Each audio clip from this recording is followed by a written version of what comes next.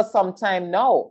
So, I mean, are we having any kind of hesitation from our athletes towards going to the games?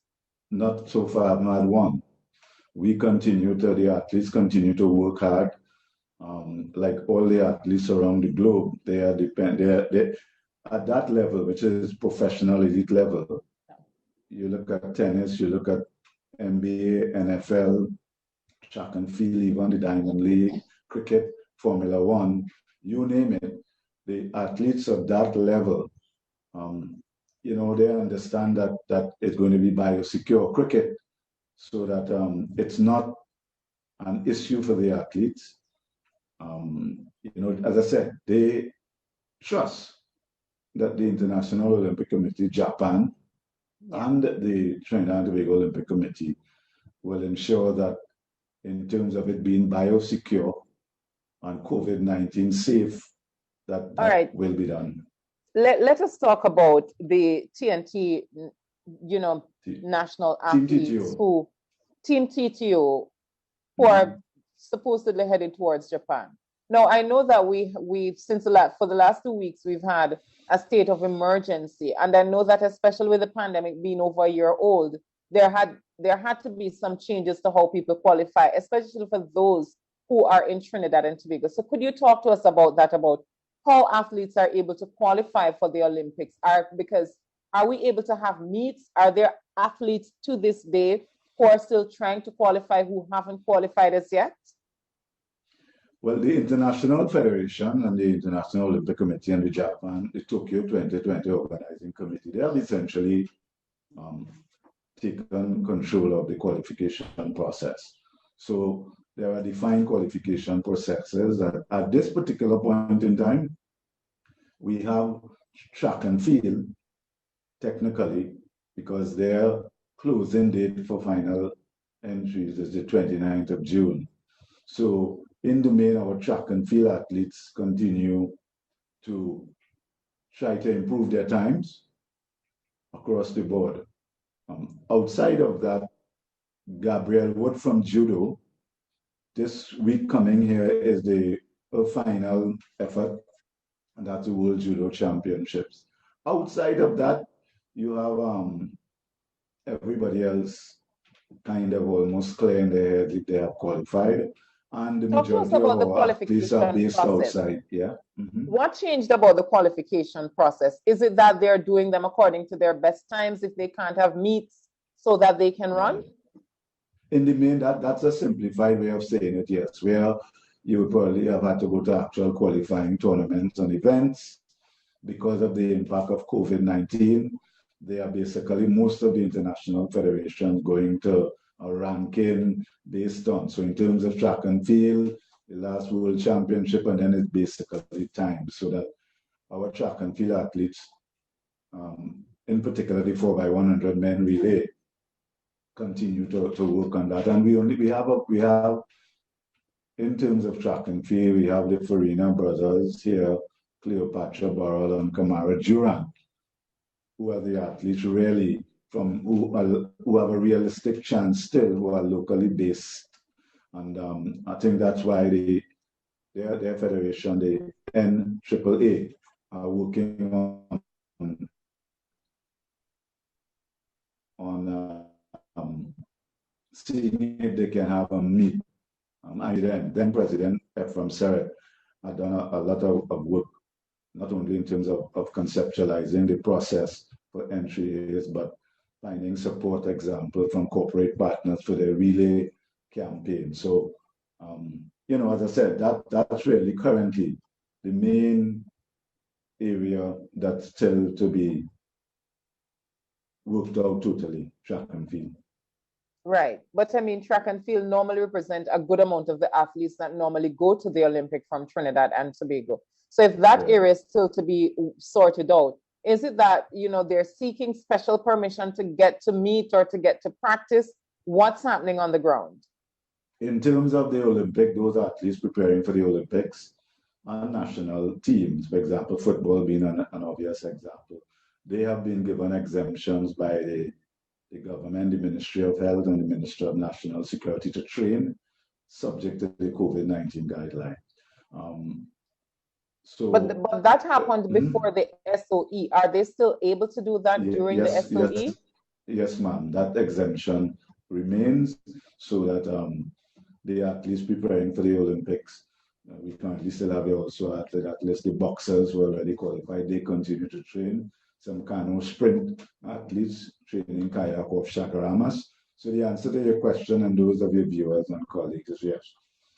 So considering that you say they have until the 29th of June, the track and field athletes to qualify. So they have a month left, more or less, to prepare. But let's talk about the exemptions and visas and all of these things that we normally have to treat with, because while we have some athletes who are based outside, we have those who are here. What will be the process employed to ensure that if they qualify, have we applied for exemptions already? Do they need visas?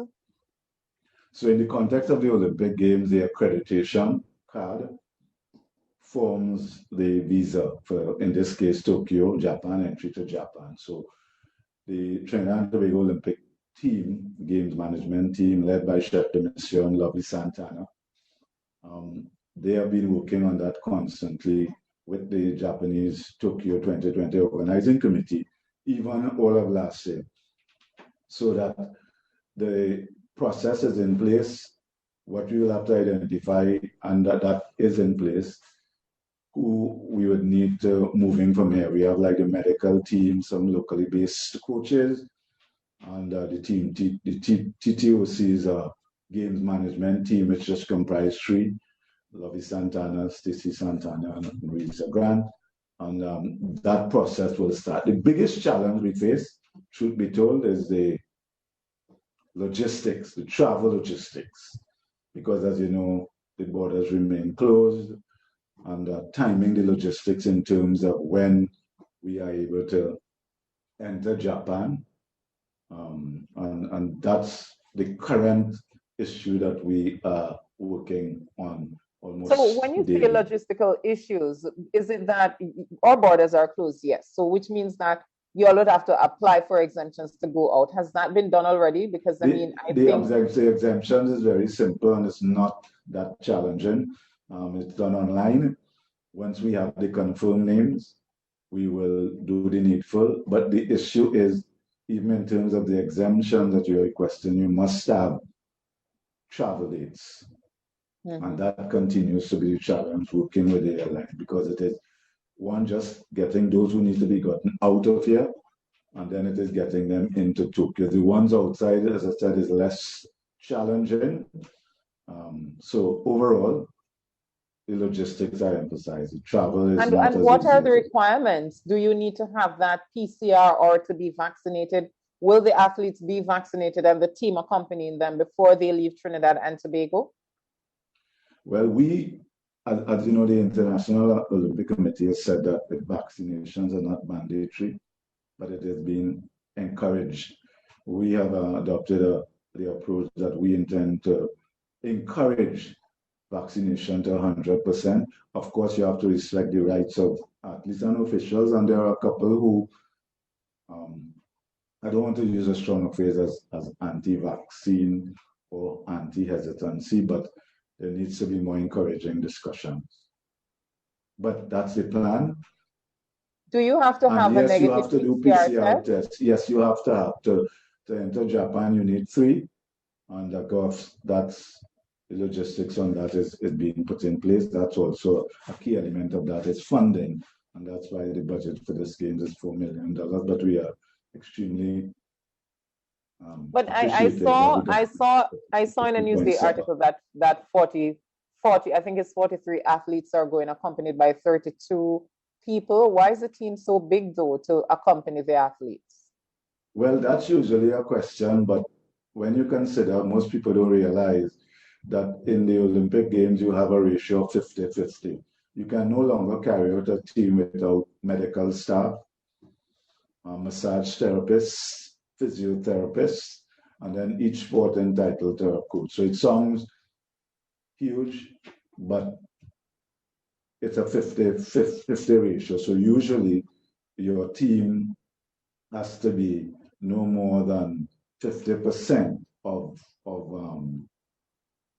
what the athletes are. At this point, as I said, we continue to see how many athletes will be qualified. But that's a comment we usually get, and I'm always happy to explain it. I don't know that you've really answered my question, because we have 43 athletes and 32 members to accompany them. So that well, you say 50-50. Well, three of those are TTOC officials that are required: the chef de mission, the COVID-19 liaison officer, and an assistant to the chef. You also have a medical team that comprise doctors that you must have, especially in this environment, physiotherapists, massage therapists, and then each segment of the team. So, for example, cycling, swimming, rowing, track and each discipline has boxing, a coach, and a manager, because right. each discipline has their own measures. And for example, like the Olympic Games, cycling, for example, and rowing and sailing will not be in the main center of Tokyo. So that separate support staff that you have. Right. All right. So we are in a pandemic. The games are being hosted in the midst of a pandemic. How do you think the athletes will perform? Well, the athletes from feedback, as I said, they are all focused on doing their best. At the end of the day, all the athletes across the globe, some a little more than others, have been impacted by COVID-19. Right. At the end of the day, at this level of sport, you have to focus on what you could control. And the most important thing is their training, their mental and emotional state. And the Trinidad and Tobago Olympic Committee continues to provide support, whether it be mental support, everything that is needed, we are currently providing, including, as far as possible, financial support to the best of our ability. Yes, I saw the ministry donated $2.7 million of your $4 million budget. That $4 million was for the Olympics? That is surely for the Olympics. Outside of that, the support to the athletes continues. Separate and apart from that, we, the TTOC, complement the support that they may get from the Ministry of Sport and Community Development via the grant funding and the elite athlete assistance. But it is a challenge overall in this current environment. Right. So how are you going to raise the $1.3 million to make up that $4 million? We have been continuously and ongoing. We haven't waited until 2 months before the Olympics to do that. The TTOC is in a constant, continuous fundraising drive, whether it be merchandising, whether it be corporate partnership, whether it be seeking grant support from Pan Am Sports and Olympic Solidarity, so that we plan ahead. Currently, we have already started the planning process for the Paris 2024 Olympic Games. All right. Brian Lewis, we do have to leave it there, but thank you so much for speaking with us. And all the best to Team TTO headed, and let's hope you all get to Tokyo on time with the logistical. Thank you very much. Remember, the Team TTO and the athletes are representing you and the people of Trinidad and Tobago, all of you. And they are going out to do their absolute best and to make the red, white, and black proud. And the aim is to hear the anthem, the Pan anthem play, and the red, black, and white flag raised. I know you may have a little bit of, I don't want to put you on the spot, but I know you may have a little twin support here. You also support him. I do. I'm not leaving my Jamaican flag for anything, but I definitely support red, white, and black as well. Correct. So as long as Rokas and Carrie, you know that, yeah. No, I think they understand me by now. All right. Okay, good. All right, Brian Lewis, thank you so much for thank you very much for the opportunity. You're most welcome, Team TTO. Thank you very Some much. logistical issues, but headed to Japan for Olympic 2021, really, which is really supposed to be Tokyo 2020. We take a break and we'll be back with you.